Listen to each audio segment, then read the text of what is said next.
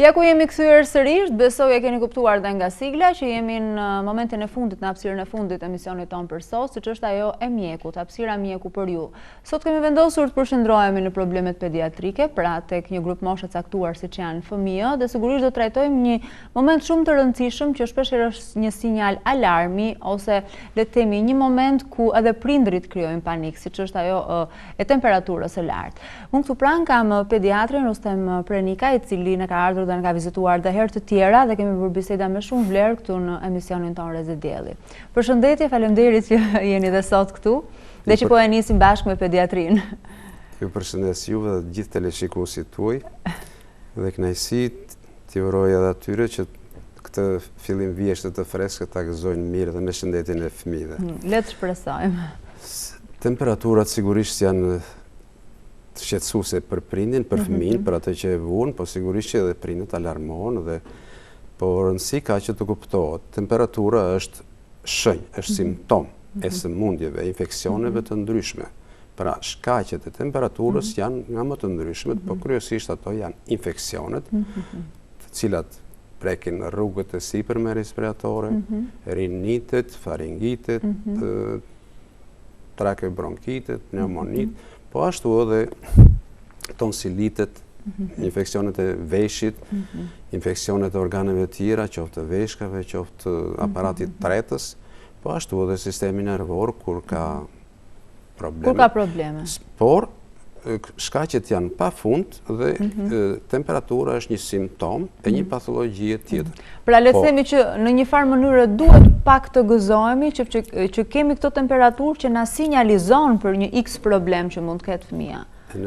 Jo vetëm kaq, temperatura sigurisht është sinjalizues, por nuk është gjithmonë, ka raste që edhe fëmia të mos ketë temperaturë. Edhe ka një problem.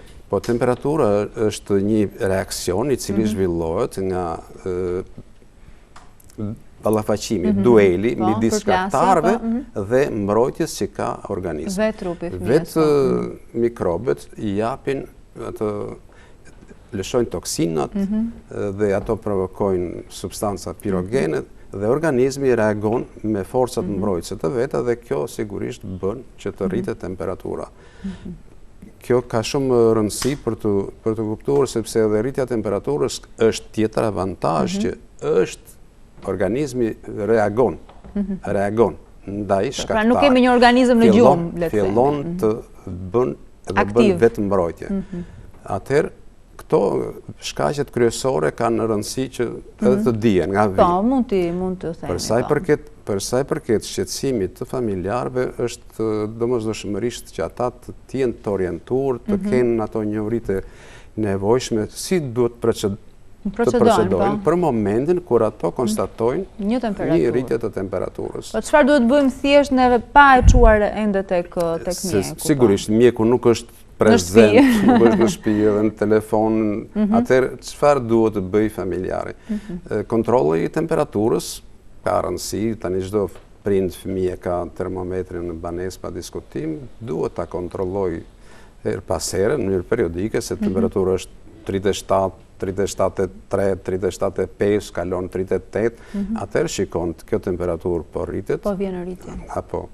Dhe sigurisht kur ka temperatura e ka pas edhe disa shqetësime të tjera, fëmia paraprakisht, pra prindi ka një lloj prekupacioni për një koll, për një rruf, për një shenjë shoqëruese tjetër. Plagështi të fëmijës për një lloj ushqyerje jo të mirë, edhe atëherë ai ka para përgatitjen, se ai e din që edhe temperatura do të vi. Çfarë duhet?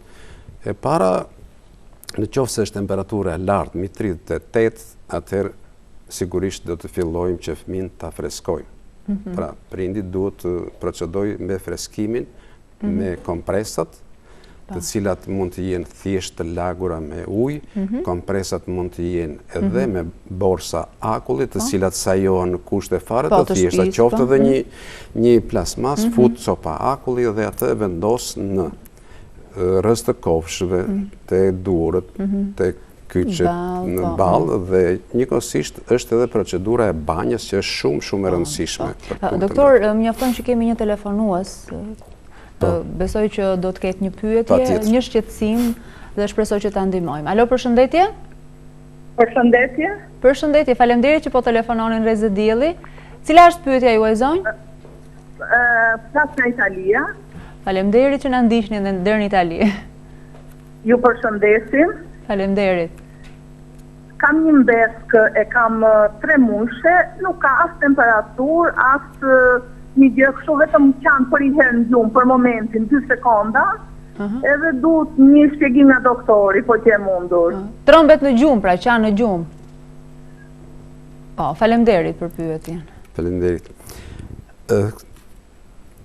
Dhe qoftë se ajo i qanë për një moment dhe nuk ka probleme në vazhdimsi, nuk është shqetësimi i madh, sepse temperaturë nuk ka për të pirë, qoftë se ai fëmia pinë mirë, ushqet pra mirë, urinon, lag pelenat, ka jashtëqitin të rregull, nuk ka të vjella, s'ka temperaturë, dhe kjo vetëm një episod që atëherë është diçka dhe thjesht duket, por s'do me thënë që të mos paraqitet ke mjeku për të bërë një ekzaminim përgjithshëm për të parë nëse është nevoja për shembull që ka probleme të nevojshme për të përdorur në një qetësues apo jo. Nuk do i rekomandoja përdorimin asnjë qetësuesi, por në qoftë se fëmia ka në shqetësimin e natyrës të spazmeve njife në këtë moshë, ato që quhen të prera, atëherë mund të përdoren edhe qetësues të zakonshëm, të thjeshtë, të cilët jepen me pika ose me shering, dhe nuk është problem madhor në rastin konkret për aq sa komunikuam me zonjën. Shpresoj që ta kemi ndihmuar zonjën për atë përgjigje që ne i dham. Po, ishim tek temperatura. Ju thatë që copa të lagura me të ftohtë, borsa akulli dhe banjat. Si rekomandohet të bëhen banjat për freskimin e fëmijës? Për freskimin, se procedura e freskimit të fëmijës kërkon një përshpejtim. Ky është. Dhe nëse banja nuk është e përgatitur, në gëvata ose një vaska kudo që të jetë, mund të fusish direkt në dush, për ndryshe mund të lagësh direkt peshqirin apo në çarçafin, e lagë dhe e mështjell dhe e liron nga veshja, jo ta mbulosh, sepse nëse fëmia ka temperaturën 39-8 shkon 40, sa më i vogël sigurisht edhe ndjeshmëria është më e madhe, po edhe një fëmijë më i rritur ndjeshmëria në temperaturat e larta, sigurisht që ka provokimet e veta, pastaj nxit edhe nga smimet të tjera deri te konvulsionet. Mos kalojmë në temën tjetër, por ka shumë rëndësi që procedurat të jenë të përshpejtuara dhe këto dushi, vaska, govata, njëkohësisht edhe përdorimi i çarçafeve apo i rrobëve dhe lirimi. Jo ta mbulojmë ose jo te i veshje. Edhe kur ka pak si dridhje që i themi në frisione, në temperaturë të larta, është domethënë që ky kaftot dhe duhet ta mbulojmë, se ndodh shpesh edhe me fëmijët edhe me të rriturët që në vend që ta lirojnë e mbulojnë më shumë. Bëjmë të kundërtën. Të kundërtën. Në fakt nuk duhet. Këto banja me çfarë temperature uji përafërsisht duhen bërë? Temperatura e ujit jetë e ndjeshme e vakut, ose uj, si thosh, i ndënjur, jo i rrjedhur direkt. Atëherë, po ta llogaritish është qëllimi, është temperatura e lartë e trupit, t'i japi ujit nxehtësi. Pra të bëhet shkëmbimi i temperaturave. Nga trupi i nxehtë i fëmijës të kaloj ke uji. Atëherë, nëse kjo temperaturë ka diferencat e duhura, bëhet ky shkëmbim. Fëmija është me 40, atëherë ne përdorim ujin me temperaturë që ndihet, ne themi ta provoj me bryllë, po paka shumë të 35 gradë, pra 2 gradë nën atë, në temperaturën normale të trupit, që të shkëmbej organizmi t'i japi ujit temperaturën. Edhe më falë, ka shumë rëndësi, sepse dikush thotë që unë e futa në vaska për futa dhe temperatura nuk kjera. Nuk mjafton kaq. Edhe ko zgjatja ka rëndësi. Sa duhet lënë? Duhet 10 dhe 15 minuta, mund ta mbash në dush, në këtë banjë më të freskët, po? Në vask, mund ta mbash edhe në të mbështjellë me çarçaf. Ose me peshqir të lagur që të arri kohën e nevojshme për të shkëmbyer.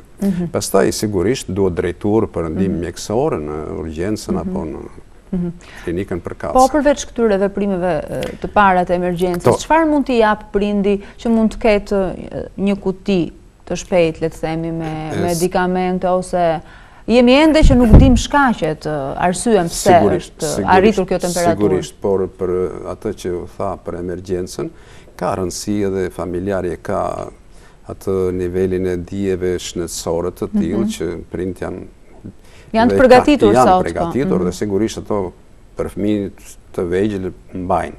Qoftë për ato solucionet që kanë parastamolin apo ibuprofenin, shiruprat që daleron, takipirin, relgane të gjitha, po duhet të dinë për shembull pak a shumë sa duhet të dhënë. Si sasi. Në qoftë se është parastamol, llogaritet sipas peshës.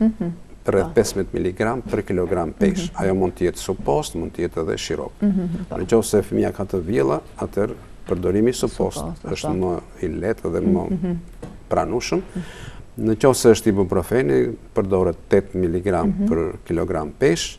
Këto orientohen sigurisht sepse edhe përshkrimi që ka vetë etiketa e marrit e ka, çdo ilaç e ka. Sa ka 125 mg në 5 ml, llogaritën sa mililitra do t'i japish dhe ka mundësi pra që të procedoj edhe me përdorimin e këtyre antipyretikëve në emergjencë para se të shkojë në kujdesi ose këshilla që duhet ne japim vazhdimisht mjekë pediatër që përdorimi i tyre kërkon edhe një kriter. Jo më shpesh se 4 orë ato që janë me përmbajtje parastamoli dhe jo më shpesh se 6 orë ato që kanë ibuprofen. Po kjo s'do të thënë që ky është racioni dhe duhet japim çdo 4 orë çdo gjë. Në varësi të kontrollit, po. Mund të ndodhin fenomene që kemi ulje temperaturës, po. Më duket se kemi edhe një telefonat tjetër në studio. Alo, përshëndetje. Alo? Alo, po, ju dëgjojmë, jeni në transmetim, zonjë, përshëndetje. Kam një fëmijë që për një periudhë gjatë 7 ditë nuk më thyen jashtëqitjen. Nuk e dëgjoj. Një shpjegim se çfarë mund të bëjmë. Nuk e dëgjoj mirë telefonuesen. Nuk e dëgjoj mirë telefonuesen, flet turbullt ose ndoshta është problemi linjës. Nëse është e mundur. Faleminderit. Nuk e dëgjuam telefonuesen, ishte një telefonat e turbullt, me sa duket kishte volumin e lartë të televizorit. Mirë, kemi shumë pak të kufizuar në kohën e sotme, por gjithsesi ne do kemi dhe takime të tjera, pasi ka shumë për të thënë, jo vetëm për temperaturën, por edhe për fenomenet të tjera që lidhen me fëmijët dhe me fushën e pediatrisë. Doktor, faleminderit që ishit këtu. Ju përshëndes dhe ju uroj dhe ju një sezon të mbarë në punën tuaj, pasi dhe ju si gjithë keni pushuar. Faleminderit. Faleminderit edhe juve, gjithë të mirat.